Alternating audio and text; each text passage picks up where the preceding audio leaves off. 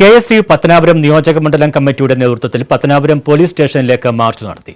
17 വയസ്സുകാരിയെ പീഡിപ്പിച്ച് ഗർഭിണിയാക്കിയ SFIയുടെ area committee അംഗത്തെ നിസ്സാര വകുപ്പുകൾ ചുമത്തി ജാമ്യത്തിൽ വിട്ടയക്കുന്ന പോലീസ് നടപടിയിൽ പ്രതിഷേധിച്ചായിരുന്നു KSU മാർച്ച് സംഘടിപ്പിച്ചത്.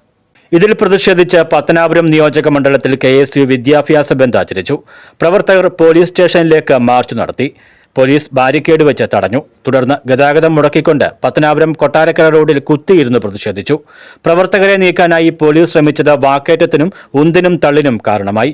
ഒടുവിൽ പത്തനാപുരം പോലീസ് SHO ബിജുവാർ പള്ളിമൺ, SI ശരലാൽ എന്നിവരുടെ നേതൃത്വത്തിൽ കൂടുതൽ പോലീസ് എത്തി ബലപ്രയോഗത്തിലൂടെ പ്രവർത്തകരെ അറസ്റ്റ് ചെയ്തു നീക്കുകയായിരുന്നു. KSU vice president MJ Yadukrishnan പ്രതിഷേധ മാർച്ച് ഉദ്ഘാടനം ചെയ്തു. മുഹമ്മദ് അബി അധ്യക്ഷത വഹിച്ചു.